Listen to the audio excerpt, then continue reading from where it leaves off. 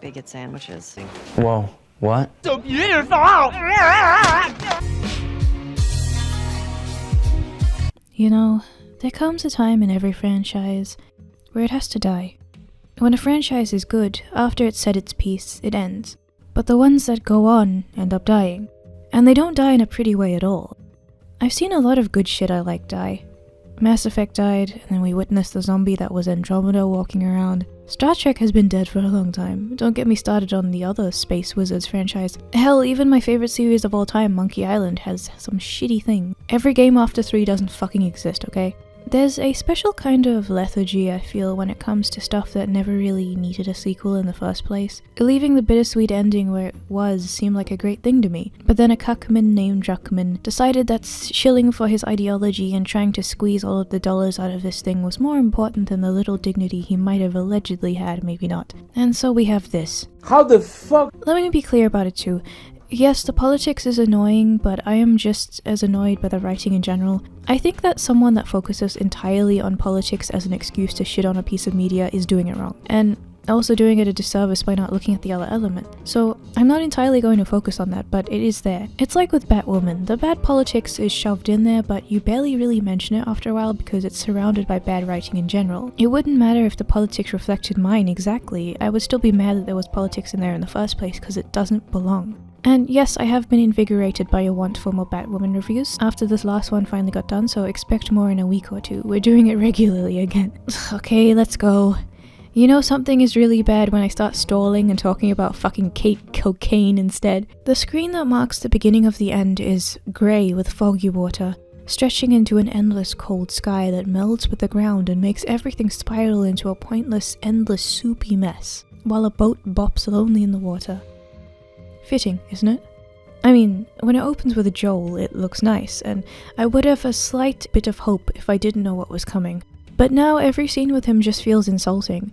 And honestly, it's easy for a game or movie to look nice these days. It's just something that's par for the course, because we're advanced enough in technology to do that kind of thing. But if the writing is shit, it's going to make me bored instead, so I just don't even care anymore. I'll take it to the grave if I have to. Yeah, you'd think they let you do that. Oh no, it's the bigot sandwiches, man. This guy is just dumb. In general. I'm so sick of media trying to make a point by getting an old white guy to say something stupid and superficial because white man bad. Like, the easiest thing you can do is go, oh, we want this diverse character to feel like a real character and not a stand-in, so we want her to go through struggles. Let's not treat her like a real human being who has flaws in relationships and make some kind of more intimate issue, possibly made worse by her own actions and naivety as she tries to develop herself and makes mistakes like any human would. No, just have some old white guy come in with no other personality other than bigot, and then she can get mad and be a strong woman, because that's the only thing that matters. This is the only thing he's really there for as well, just making a bigot sandwich. Who the fuck wrote that line? Did Cockman write it? But she doesn't want to eat the food that comes from bigots, yet she gives it to the Asian man friend because she's fine if her friends eat from the bigots, I guess. This is Jessie, by the way. No one really cares, honestly. And then we catch up with Dina, who is love interest. They get hit by a snowball, but both of them start fucking screeching like they just got shot or something. Calm the fuck down. It's not like you got dragged down from a 4-story building across the street and fell into a concrete fountain without your bones being crushed to bits. I'm still mad about that. So this is our intro to the people who we knew, before we switch to the next section. I'll get to the topics as we see them in the story, but we know that the romance scenes are awkward in this game. I want to highlight something. The fans who are wondering what a second game would look like would probably have liked to see Ellie trying to navigate romance in this terrible world, especially if it was with someone like Dina, who she knows well, and they go with it slowly as the story progresses into something cute and wholesome. There's a good story buried under everything bad in this game, I really believe that, and the remnants of the first game are trying to get out under the retcons of this shit pile, but we don't get any of it. We can only wonder, and our crime for wanting something better is to be called a bigot or a dude bro by smooth brains who never leave Twitter. I like the idea of Dina and Ellie in theory. I can see something really endearing with them happening, and we don't get that. You know how I always go off on how woke people mismanage gay characters, so I'll save that for later, but why did they do them like this? The girls deserve better. Then we get introduced to this person. And no, before you start screeching, I'm not saying that because of the way she looks. It's everything else that bugs me more. She sucks.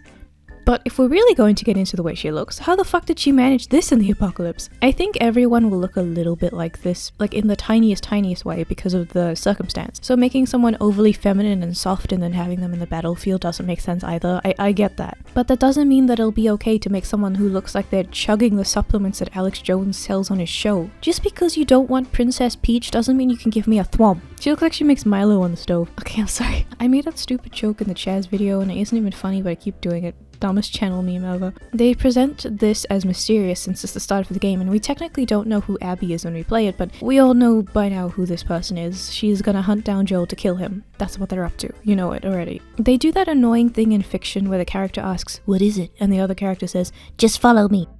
No. How about you tell me instead so I need to know if I need to bring something? What if somebody's injured and then you're like, "Oh, just trust me, we need to go see a thing," and it's like, I would know if I needed to bring something if you had told me. Then we get there, then I need to see that I need to bring something. We go all the way back so I can take the thing that I needed to bring. I get there, and then everything is shot to shit anyway because we lost that bunch of time because you wanted to be cryptic. I think by now we're in a situation in the apocalypse where I'd die if I didn't know what was going on all the time. I'm just getting triggered at this more than I should because I see it so much in fiction and I just don't like it. It's stupid. I wish people would find other ways to look cool or tense instead of making this shit happen. In the time that it takes for you to be cryptic, you could have told me. I love cryptic shit, I'm a fucking Twin Peaks fan, but this is just unnecessary. There's a fish in the percolator. But I'm gonna cut the crap. She kills Joel as soon as she gets the chance in like 10 minutes, so honestly at this point everything that we get from her is nothing burger. We know nothing about her or her motives besides like the most mysterious like foreshadowing. Everything that we get after this is kind of stained by the fact that she killed him. So it's so cheap and exploitative that no one will give her backstory a chance anyway, even if it was well written, which it isn't. And from that I have to ask, why did they put this death scene before all of her backstory? Why wasn't Joel's death a consequence or a climax after some well-earned story and conflict at some point? Why does he just get yeeted right away? If you make the decision to put a death scene like this at the front in this context, anything that could come after it is immediately going to be more difficult because you're on an uphill battle, you're on the steepest incline possible. You have to write everything else really well to make me give a shit. But obviously we don't get that. Everyone in the story from this point are all angels on Abby's side, and they keep hitting you with the fact that Joel in this game is retconned to be a bad guy, and everything that he did in the last one isn't bittersweet or ambiguous, it's black and white. They're shitting on his corpse after they just killed him in front of you, and this is just the beginning of that, so prepare yourself. Meanwhile, Ellie and Dina find some weed, lining up for a good night if you ask me, in this moldy, dusty, dark lab of gloom. Time to fuck around. So this is pretty much like most of the interactions with them in the entire game. It's just them kind of fucking around in this really empty way and acting snarky to each other, and then they just like make out or something. Yes, that's part of a relationship, but the problem is that there's nothing else. This game kind of presents itself as having intimate decisions and deep dives into emotions, but this certainly isn't what I'm getting here. This is my problem with woke media. Every time I see them do gay characters or trans characters or whatever they're using as an excuse for diversity or whatever, to write poorly because they think that the gay community is just going to eat up everything because of sexuality. The character is nothing. This is what happens when you get a writer and director who thinks that check marks on Twitter have a good point and are desperate to virtue signal and validate no matter who he hurts in the process. I'm gonna bring up Batwoman again. They focus on her wanting to have sex with every single woman that she comes across when she knows nothing about them personality-wise. And it's okay because she's gay, so that means it automatically should be good. Seeing this over and over again paints the picture of lesbians and gays as people who are obsessed with sex and nothing else, and their relationships are paper thin and substanceless. That's really fucking insulting to me. We don't see the inner parts of them falling in love with quirks with one another, or getting lost in stupid banter about stuff and falling into the memories that each other has that they're sharing with each other because they know each other so well now that it's an intimate thing that this special person gets to see and no one else. Some stuff that links back to their past as friends and showing how they evolved into being lovers. We don't see as much of their vulnerabilities, and when we do, it's quickly cut off by sexual shit or just quips that ruin the moment. This is always done in woke shit when concerning gay characters, and honestly, if you're a gay person who thinks that representation is important, again, you deserve better. I keep bringing that up every single fucking time I do a video on this, but I'm gonna keep doing that because no one seems to get it. And that's not even talking about when the straight characters are just forgotten about or like put down in order to bring the gay characters back up.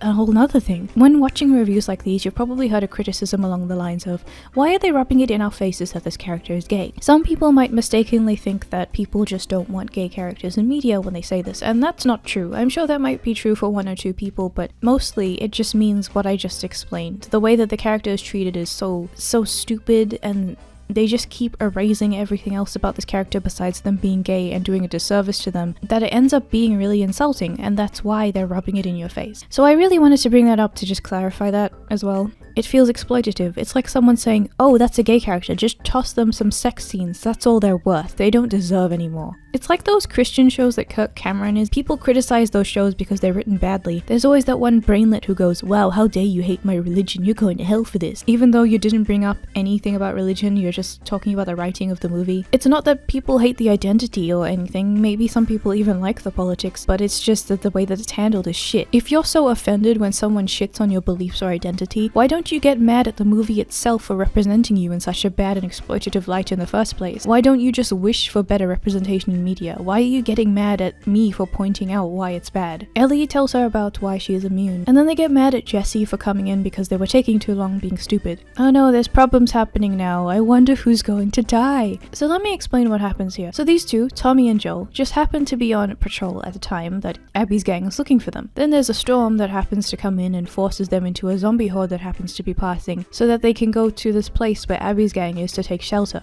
That's how Joel dies. That's how they treat him. The funniest part is that he gives them his real name when he meets them, and so does Tommy. In the first game, Tommy was ready to fucking murder as soon as he saw strangers, especially people who are acting so overtly sweet as if they're trying to lure them in and hiding something. Joel even mentions it at one point, but he isn't suspicious, he's more just kind of smiling about it. And this is how they kill him. They dumb him down as a person and let him die in a pathetic mess, in pain, panic, and then paint him as a murderer by contradicting the first game from this point on. And then they expect you to like Abby after that. The game uses their retcon of him to prop themselves up. This is like when in Terminator Damp Fart, they make Sarah Connor sexist and then use that to prop themselves up and say sexism is bad. They just retcon her into being a stupid person for themselves. Again, I'm not mad that Joel died in general. I think that characters should die if the plot calls for it. I mean, that's part of storytelling, but I'm mad at how they did it because really, there's no reason for the plot to call for it. Why do you expect me to get invested when you just did it? And I've heard a bunch of people just say, oh well, you're just mad because Joel died, blah blah blah. Part 6 of JoJo is not my favorite, but it isn't like a lot of people say. A lot of people really hate it for some reason. I don't get why the hate is justified. A lot of people do seem to just hate it because Jotaro is treated badly and how he ends up because he's Jotaro and not much of anything else. And I know that there are some big criticisms of part 6. Like I said, it's not my favorite, but there's a certain like fangirl subsection that just hates it because of Jolene and Jolene's bad to Jotaro. I know that that sort of mindset exists, and there's definitely a subset of people who just don't like it because they don't want Joel to die. Like I said, there's a whole bunch of other factors involved. It's how they do it. I want to at least give him a death that he deserved. But I brought up the JoJo thing just to give you a kind of comparison. I kind of forgot where I was going with it though. But JoJo reviews coming soon. I bet all 2 of you who actually like my JoJokes in my videos are excited about that one. Ellie tries to find out where they went and calls out for them. She's being ridiculously loud even though there was just a big zombie thing that went past a little while ago, I guess. First game Ellie would know this, but second game Ellie seems to have run into some brain complications. I guess she's using dial-up connection now. Ellie hears screaming from behind the door and decides to open it without even doing anything else to check. She immediately gets held down by the others, and I can't really have any sympathy for her there. In the first game, you'd kill and attack so many people and zombies that you needed to kind of adapt to how to sneak up on them, and first game Ellie retained her skills. She would do it in a way that would have assessed the situation a little bit before opening the door or coming in another way, so Joel wouldn't have died, or at least not as easily as he did. This game Ellie is a bootleg Ellie. Smelly, if you will. She just opens the door like she's going to the fucking laundry room. They dumb her down so much, which is deliciously stupid, because Cuckman is trying to paint these people as strong women, when Ellie in the first game is plenty strong and smart and enduring. Yet this is a dumb sort of bootleg of her that wants to kill in these like grudgy ways and loses her head and seems weaker and way more insecure. I wouldn't call this stronger. I wouldn't call this an upgrade. But this is another trend that I hate. There's this weird mix of these two things that I just see everywhere in media these days. One of them is the snarky quips. Every character in a universe universe has snarky quips, every movie, and it's getting boring. It ruins good emotional scenes with tension, it makes everyone sound the exact same. I like characters like that, I mean, hell, I think that I am like that in real life. I love that style of humor sometimes. Seeing it in every single character is so annoying after a while. And especially, you see it quite a lot in stuff where they're supposed to be these guy friends that are like trying to escape from things, and they use humor as a coping mechanism, but the people who write it only write one style of humor where it's just like, you know, snarky Tumblr humor. And it just pops up in the weirdest places. But in female characters, which is the other thing that I hate here, they're all incredibly vapid in the most weird substitute for a personality. They're all super strong and gruff and don't seem to have any flaws. The flaws that they do have are revealed to be someone else's fault the entire time, so they learn nothing. I have an entire rant about this that I could do in another video, but I feel like it's kind of slipping out here because I hate the state of how fake and dumb these female characters are. But I'm gonna save that for another time because I feel like I'd spend like an hour talking about it. Ellie says outright to Abby that she's going to hunt them all down, and they leave Ellie alive. Abby knows that she's putting all of her friends in danger by having Ellie alive, even though the whole purpose for Abby's revenge is for the fact that her loved ones died, so this makes no sense. Because Ellie would come after her, kill her friends, and then she'd have to go after Ellie again to have more revenge things happen, but they just let her go anyway. I guess she doesn't give that much of a shit. Ellie's friends find her, and Tommy is somehow left alive as well. I don't know why he was. But Ellie is being difficult because she's grieving, and everyone is immediately wanting to turn off the game. So, to recap, Joel's death was because they wanted to bring back the choice that he made at the end of the game to haunt him by bringing it up with Abby, someone who became Joe Rogan size because she decided to get revenge. Ellie is left alive after she could have saved Joel but didn't because she's fucking retarded in this game, and leaving her alive enables the entire plot to happen. Then you wander around Joel's house because they need you to feel sad and exploit your feelings for Joel to hammer home how sad it is that he's gone. They really do the full manipulation thing. It's even worse because they're doing that thing that fucking, what's his name, David Cage does, where they're pretending that you have choices when you don't. You're making a game about consequences, but nothing that I want to do actually happens. You're just pretending that I have choices, and then you're saying that I have consequences for my actions, but I feel so disconnected because there's no choices that I'm making here. You spend the entire time in his house moping, and they even have the gall to present you with the watch and the gun, and his clothes, and the picture from the first game, because they need you to feel sad. They can only use the objects of the first game to key jangle in front of your face, and none of it is worth anything. You're supposed to enjoy it though. Just shut up and enjoy it. But now it's a tale of revenge that was for something that could have been prevented. Tommy has already left by himself to go ahead, and I wish that we were playing as him. Ellie and Dina meanwhile go together. Despite the fact that there are multiple people who they have to kill, and for all they know an entire army back at Abby's base, but they don't really prepare for that, they just have a gun. When they stop at this church, Dina talks about some Jewish stuff, and I just don't really give a shit, but like I said, there's something nice buried underneath everything in this game. I think that stopping in a beautiful church with plants coming through the stained glass and this sunlight pouring down onto the podium and having a character talk about their faith is quite beautiful if you have it in the right setting. I think that it would be a really intimate moment between the two of them and something that would have strengthened their relationship. But in this context, it's just kind of boring. Especially if you had Joel's death first, like you did here. Having faith and stuff being talked about here is a great way to explore grief in the wake of what was happening, and even a way to kind of question the revenge or something. Ellie finds a guitar, and Dina looks extremely confused as Ellie sings. Again, this frustrates me because this guitar section in a good game would have been really cute. I want to like them, I want to stand them, but I can't because there's nothing there, and it makes me feel gypped. I mean, part of it's the bad writing, I guess part of it's just me being a hopeless romantic, but you know, I'm angry. On the way out, the horse has had enough and checks out of the game as we get some spicy air. Dina falls off the side, so one guy goes after her, but the other one just kind of sidles around and waits for Ellie to get up before grabbing the gun and doing what he should have done at the beginning. They want to question her on how many other people are coming, but if you guys have monopoly on this narrow pass anyway, why didn't you just camp out there and start shooting all of them? What's with the theatrics? You basically have them like fish in a barrel, so why are you going through all of this effort? Dina decides to walk on the glass, so she falls over because Dina is fucking stupid. No one is killing Ellie in the entire game, even though she should die like hundreds of times, and all of her friends are so stupid with how they try to save her that they should all be dead too, but the game just lets them live, which makes it even shittier that they punish Joel. They're saying that Joel should die because of consequences, but everything that Ellie does is stupid, but she doesn't face any of the consequences for it because it's okay when she does it. Never fear, because Jesse has showed up. I guess. This game also has a set of flashbacks for Joel just to rub it in that he's gone now. It also brings up this kind of flanderization of the characters where everything is good and happy and then everything is grim, dark and bad. Like, it's black and white in some instances, but when it comes to Abby, it's like you think that she's a bad person for killing Joel, everything is complicated, and it's like, but you're treating everything else like it's black and white. The morality in this game is written by people who think that they could never be the bad guys. It shows. Luckily, the group of friends finds Polaroids that are all labeled with the exact names of all of the bad guys so they can hunt them down. Ellie also has a little fight with this lady. I can't remember what her name is. I'm gonna call her Sklunt. She still swings out as if she can do anything while Ellie is holding her. Like, what did you think was going to happen? Obviously Ellie is going to stab you. Why didn't you just like wait till it plays out a little bit more so that you can get away from her? You pretty much walked into this death. Hashtag just Sklunt things. Hashtag stove Milo. Hashtag Jacob Kane did nothing wrong. Yeah. So from there they find this person, I think their name is Sklunt too, who sees a gun pointed at her and decides that the best course of action is to say, yeah, he got what's coming to him, that Joel, even though she knows that Ellie is here to kill her. Ellie tries to hit her with a gun and is defeated by a tray, as Sklunt too goes off to find help. Do these people want to die? Why do they make the dumbest decision? This is like the CW school of trying to scriptwrite, where you want to make a quip because making a smart decision is not as important as feelings. But afterwards there's an incredibly drawn out series of scenes where she's chasing her, and then we get to the red light scary room. That, I mean, honestly, it's cliche, but it looks like a Dokkan music video. I think that's kind of cute. Dream Warriors.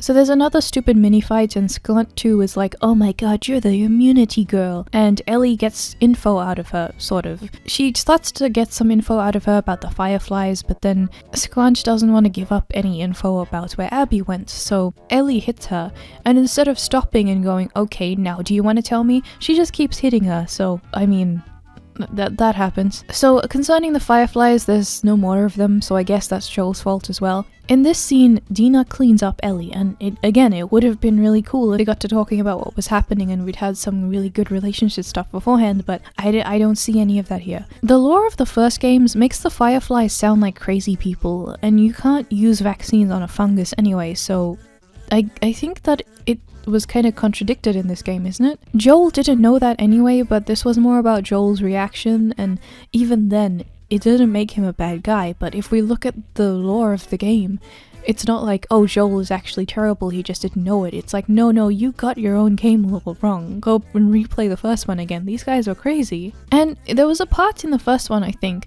where it mentions that if Ellie is immune, one of the best ways that she can fight back is breeding, because if she has a child and then that child has a child, all of them will be immune. There could have been some interesting stuff where someone in her group could have tried to force her to become like some sort of breeder or something, and she has to make a decision about how she feels. And you know, there could be some interesting conflict there about people who are still crazy about finding a cure versus people who are more nihilistic, but no. The worst thing is actually the next scene.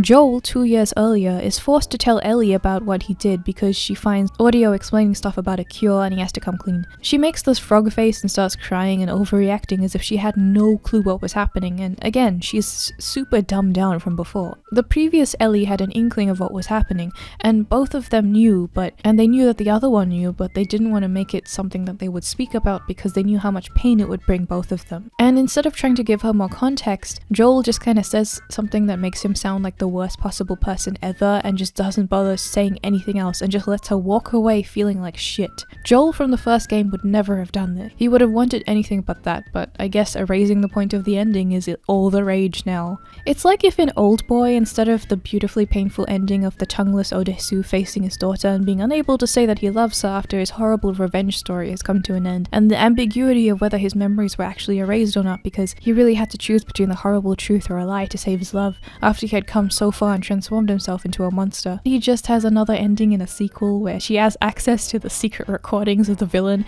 and is like, oh no, I found everything out, how could you? And then a Mexican soap opera theme plays. So imagine that The Last of Us 2 is the Old Boy 2013 remake. So back home they recoup and Dina is pregnant. Oh my god, preggers! Jesse is the dad! You've been busy! She has to stay behind, but Jesse and Ellie go off to be fucked up by Abby's gang again. The info that Sklunt 2 gave them is that Abby's gang is going to be at this aquarium place, so they want to go there to hopefully meet up with Tommy when he eventually gets around to ending his killing spree and coming around into that direction.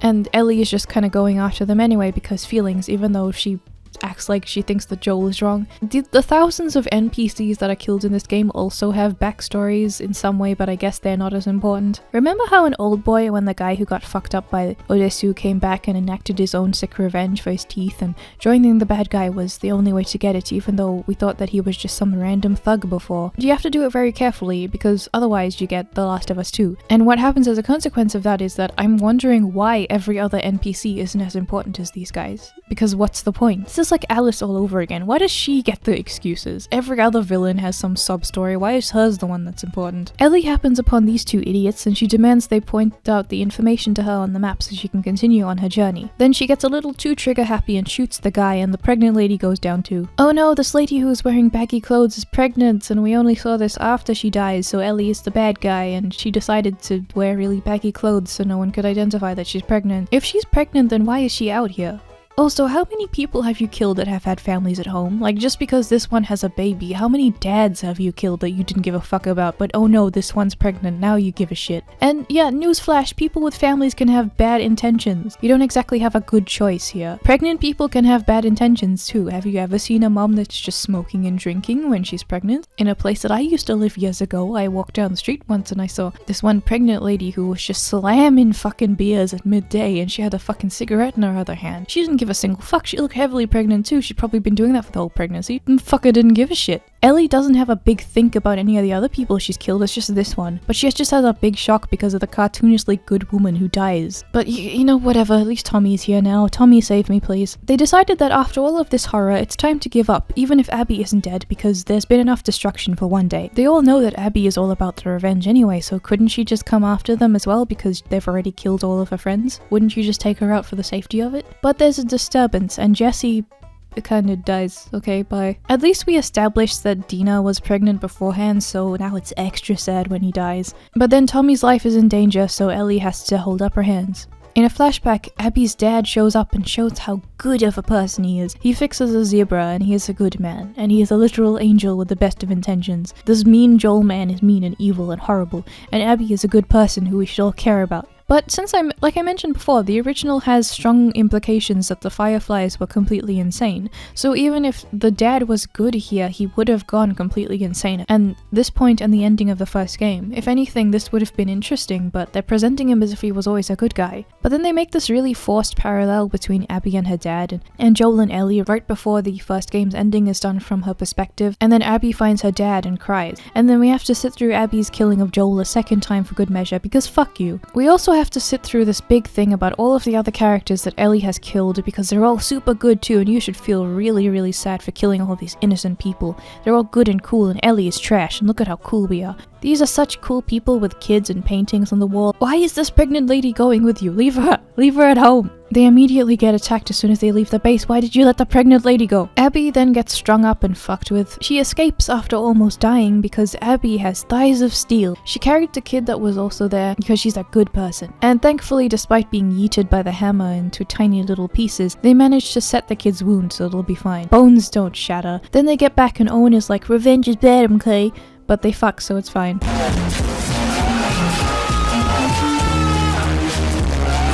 Cuckman has stated that he wanted to desexualize sex in this scene, and that's why it's so awkward. This is literally something out of 1984. I know it's cliche to bring that up, but at this point, we're dealing with people in this world who really do believe that 2 + 2 can equal 5, so I think that pointing this out when it's something that is literally mentioned in a scene in the book is important. Sex can be seen as something non-sexy because of the mood, yes, but it's not that sex in itself is inherently non-sexy. It's that the characters are going through something so fucked up that they just don't see it anymore, and it's a great way to show how depressed they are. But what this guy is trying to do is show sex as a concept is not sexy, and that is really creepy to me. It's especially weird because with Dina and Ellie, so much of their relationship is about how they wanna fuck. Like I explained, it's overly sexual, so why is it that Abby's relationship is different and not played up for romance or sex? It's just unsexy and apparently awkward on purpose. I don't get what the distinction is. These people have been doing this for a really long time as well. A couple years ago, I remember there was this really shitty Kickstarter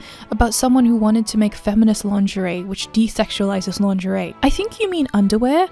I think you just invented underwear. That's underwear. Lingerie is specifically supposed to be sexualized versions of that for people. Like, why don't you just make some underwear? Why do you have to shame people for finding sex enjoyable? Do you know how human beings work? Do you need a firmware update? Preggers lady calls Abby a piece of shit, and I completely agree and wish that the pregnant lady didn't die because she's my favorite character now. But while Abby is going to get medicine for her friend, Tommy catches up with them and they overwhelm him and take the boat to escape. So this next part has like a thread of something interesting that could have been in a better game, but I'm kind of confused because of how it was presented. See, there's skirmishes between these two groups, and Abby on one team ends up with this person on another team, and she realizes with her companion that it's more complicated now. Both sides see each other as evil and want to kill each other, even though Abby now knows that that's not entirely the case. She tries to sneak in to get the meds, and she knows that with her companion now, members of her team might see her as an enemy as well because of who she's fraternizing with, even though she just sees it as helping out another human being. I think that that can be some interesting conflict, but presenting this in this game where apparently some choices matter and some choices don't, and how inconsistent everything about morality is,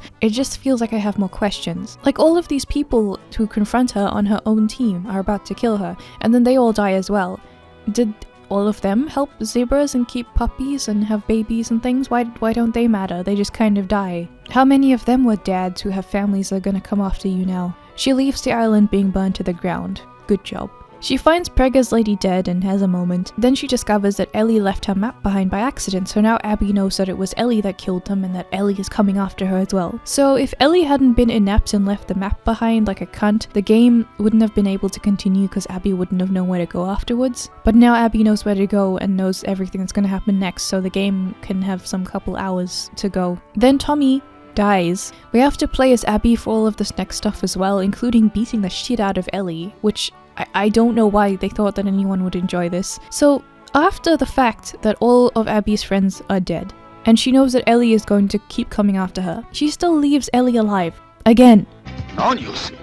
We switch back to Ellie's perspective and mope around at the farmhouse because everything is depressing, and she has a very explosive PTSD sequence as Joel screams for your help but you can't do anything about it. So I actually thought that this was a continuation of the stream sequence and we would have more PTSD because I thought that Tommy had died. He was shot in the head, so I thought that he couldn't survive that, but in the next scene when we see him, he is actually there. He's actually alive. He got avdoled. Anyway, he can't come with you because he has injuries now, so you have to make the decision to let revenge consume you and go on your way. We get an extended flashback to the stupid bigot man, and he even calls her a dyke for good measure. Ellie lashes out at Joel for trying to help, and he leaves like a sad puppy. Dina, in the present times, has had enough of Ellie's crap and decides to leave. And I would have found this endearing, but I don't care about this relationship. Now we're back to Abby and Child, but after some fuckery, she gets taken by some people seeking revenge, and Fat Geralt comes into view. We switch to Ellie, who's on her own now, and sets off on revenge for the last time. Then Ellie falls into a trap and gets stabbed by a tree, and Fat Geralt decides to be evil. She apparently has more blood than a fucking JoJo character, because she just patches herself up, breathes a little bit, and she's fine. Finds a bunch of prisoners after tracking down where Abby has gone thanks to Fat Geralt's answers, and goes to that death camp thing that they're all strung up on.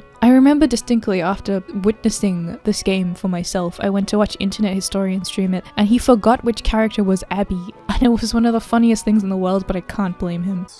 Like, just sort of elaborating on kind of incidental stuff. She's thinking about Joel. My new favorite character. What have they done to you?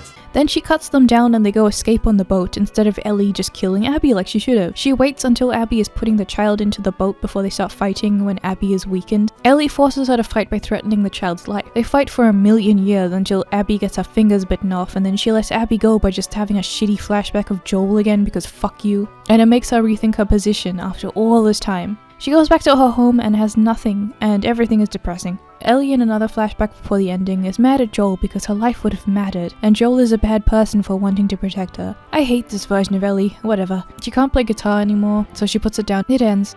That's it, that's all you get. Fuck you and your dreams. Go play Fall Guys instead.